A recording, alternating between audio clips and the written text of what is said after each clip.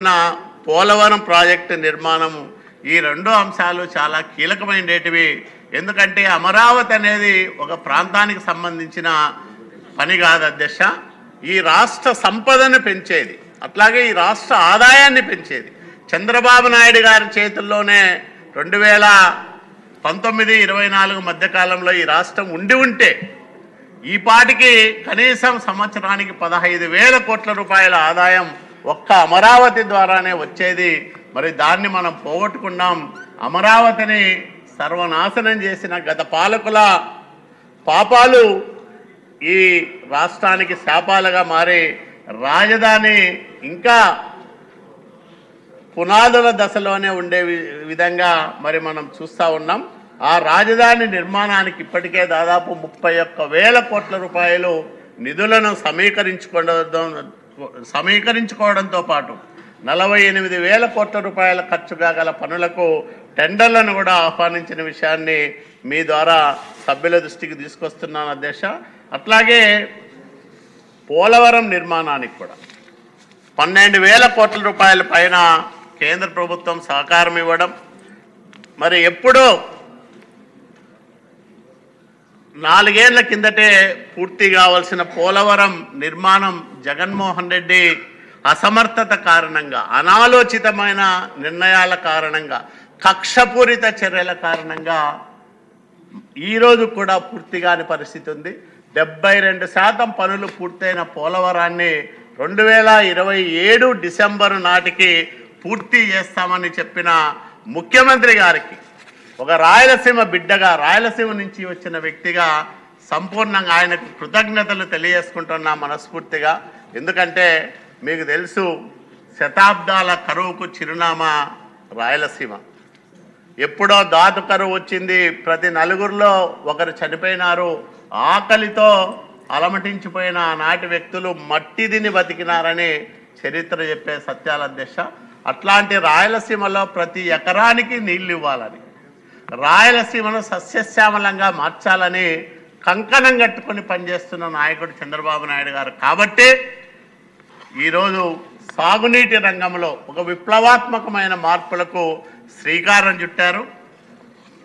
పోలవరం నుంచి బనకచెర్ల వరకు నీటిని తీసుకెళ్లడం ద్వారా నదుల అనుసంధానంలో దేశంలోనే ఒక సరికొత్త అధ్యయనానికి శ్రీకారం చుట్టి దాదాపు 80,000 కోట్ల రూపాయలు ఖర్చు కాగల ఈ కార్యక్రమాన్ని చేపట్టాలని సంకల్పించడమే ఒక సాహసం.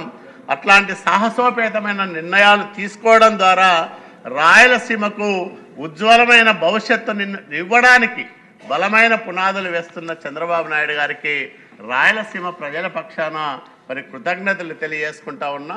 రాయలసీమలో ఎన్టీ రామారావు గారు కలలు కన్న హంద్రీనీవా, గాలేరు నగరి ప్రాజెక్టుల పూర్తికి చంద్రబాబు నాయుడు గారు ఈ బడ్జెట్లో హంద్రీనీవాకే 3,000 కోట్ల రూపాయలు కేటాయించడం అనేది నభూతో నభవిష్యత్ అధ్యక్ష. అట్లాంటి కేటాయింపుల ద్వారా రాయలసీమ ప్రజలందరికీ కూడా మరి చాలా మేలు కలుగుతుంది. ఈ రకంగా సాగునీటి రంగానికి పూర్వ వైభవం తీసుకురావడంతో పాటు అత్యంత వెనుకబడిన రాయలసీమ, ఉత్తరాంధ్ర ప్రాంతాల సర్వతోముఖాభివృద్ధికి పాటుపడుతున్న ఈ ప్రభుత్వం, ఎన్డీఏ ప్రభుత్వం, ఒకవైపు ప్రధానమంత్రి నరేంద్ర మోడీ గారి ఆశీస్సులు, మరోవైపు పవన్ కళ్యాణ్ గారి సహకారం, ఇవన్నీ తీసుకొని చంద్రబాబు నాయుడు గారి పరిపాలన అనుభవంతో వేస్తున్న ఈ బలమైన అడుగులు ఆంధ్రప్రదేశ్ రాష్ట్రాన్ని మరి ఉజ్వలమైన భవిష్యత్ దిశగా ముందుకు తీసుకెళ్తాయనడంలో ఎలాంటి సందేహము లేదు. ఎందుకంటే ఒక కుటుంబమైన, ఒక వ్యవస్థ అయినా లేదా ఒక రాష్ట్రమైనా దేశమైనా ఆర్థిక క్రమశిక్షణ లేకపోతే ఎట్లాగా పతనం అవుతున్నాయో మన చుట్టూ ఉన్న దేశాలే గుణపాఠాలుగా మనకు చెప్తా ఉన్నాయి అధ్యక్ష. శ్రీలంక చూసాం, అక్కడ తీవ్రమైన ఆర్థిక సంక్షోభం. మనం పేపర్లో చదువుకున్నాం, శ్రీలంకలో కిలో చికెన్ 1,000 రూపాయలంట, యాపిల్ 110 రూపాయలంట, కప్పు కాఫీ 350 రూపాయలంట అని. అంటే ఎంత ద్రవ్యోల్బణం పెరిగిందో, ఆ రాష్ట్ర ఆర్థిక పరిస్థితి ఎంత దయనీయంగా మారిందో మొన్నటిదాకా మనం చూసాం. అట్లాగే పక్కనున్న బంగ్లాదేశ్ స్వయం ఉపాధి రంగంలో ప్రపంచానికి వస్త్రాలను అందించడంలో మరి ప్రఖ్యాతిగాంచిన బంగ్లాదేశ్లో ఈరోజు పరిస్థితి ఏంటి? తీవ్రమైన ఆర్థిక సంక్షోభం.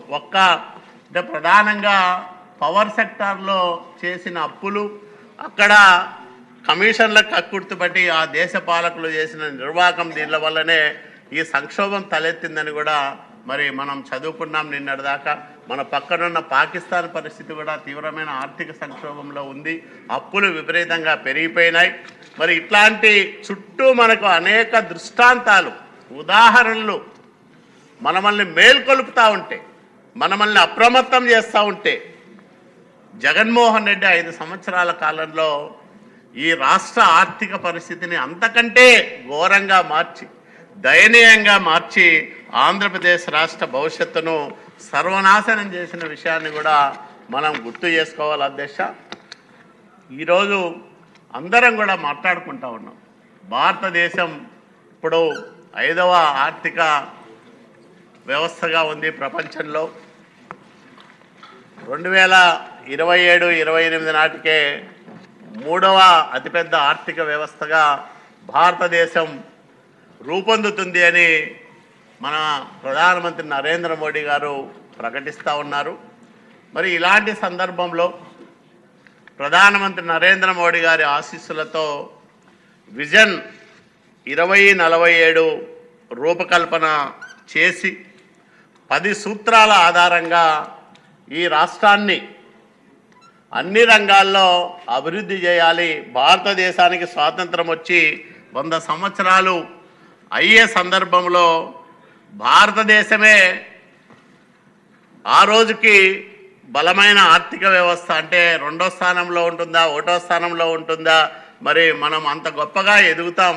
అలాంటి సందర్భంలో భారతదేశంలో ఆంధ్రప్రదేశ్ రాష్ట్రం అగ్రగామిగా ఉండాలి, అన్ని రంగాల్లో అభివృద్ధిలోనూ ఆర్థిక పరిస్థితుల్లోనూ అగ్రగామిగా ఉండాలని అహరహం శ్రమిస్తున్న చంద్రబాబు నాయుడు గారు రూపకల్పన చేసిన విజన్ 2047 ద్వారా ఒక స్పష్టమైన విధానాలను ప్రకటించడంతో పాటు వాటి అమలులో తొలి అడుగు ఈ బడ్జెట్లో పొందుపరిచిన కేటాయింపులనే విషయాన్ని కూడా నేను మీ దృష్టికి తీసుకొస్తున్నాను అధ్యక్ష.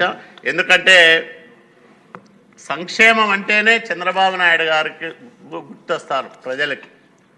ఆ రోజు 200 ఉండే పెన్షన్ని ఆర్థిక ఇబ్బందుల్లో కూడా 2000 రూపాయలు చేసిన ఘనత చంద్రబాబు నాయుడు గారు. ఈరోజు 3000 ఉండే పెన్షన్ 4000 చేయడంతో పాటు మేము పెన్షన్లు పంపిణీ చేయడానికి పోతే మాకు 6000 వస్తుంది, 10,000 వస్తుంది, 15,000 వస్తూ ఉంది అని ఆ పేదలు, అంటే ఒకప్పుడు ఆయా కుటుంబాల నిరాదరణకు గురైన పేదలు, వృద్ధులు, వికలాంగులు, వీళ్ళందరూ కూడా ఈరోజు గర్వంగా మాకు చంద్రబాబు నాయుడు గారు ఉన్నారు, ఆయన వల్ల మాకు కుటుంబాల్లో గౌరవం పెరిగింది, మమ్మల్ని మేము పోషించుకునే స్థాయికి ప్రభుత్వం నుంచి మాకు ఆర్థిక సహకారం అందుతూ ఉంది అనే గొప్పగా చెప్పుకునే పరిస్థితికి మరి ఈరోజు ఈ పేదల్ని తీసుకురావడం అంటే చాలా గొప్ప విషయం అధ్యక్ష. 2047 నాటికి పేదరికమే లేని సమాజాన్ని, అంటే తలసరి ఆదాయాన్ని దాదాపు 35 లక్షల పైన చేయాలనేది ఒక లక్ష్యం. అలాంటి లక్ష్య సాధన దిశగా ఈరోజు అనేక కార్యక్రమాలు మనం చూసాం. P3 నుంచి P4కి వచ్చాము ఇప్పుడు మనం.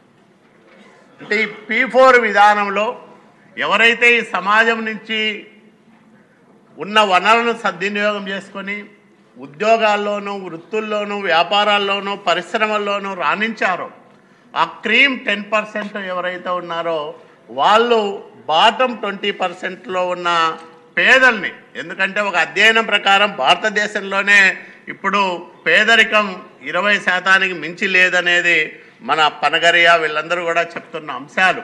మరి ఇవన్నీ దృష్టిలో పెట్టుకుంటే టాప్ 10లో ఉండే వ్యక్తుల నుంచి బాటమ్ 20% ప్రజలకు సహాయం చేయించడం ద్వారా ప్రభుత్వము, వ్యవస్థలు అనుసంధానంలో చేసి మరి పేదరికం లేని సమాజ నిర్మాణం దిశగా మా నాయకుడు చంద్రబాబు నాయుడు గారు ముందుకు వెళ్తున్న తీరు ఒక వినూత్నమైన కార్యక్రమం ద్వారా మనం ముందుకెళ్తున్న తీరు ప్రశంసనీయమైంది. ఎందుకంటే మామూలుగా ఒక పేరుంది అధ్యక్ష, చంద్రబాబు నాయుడు గారు ఈరోజు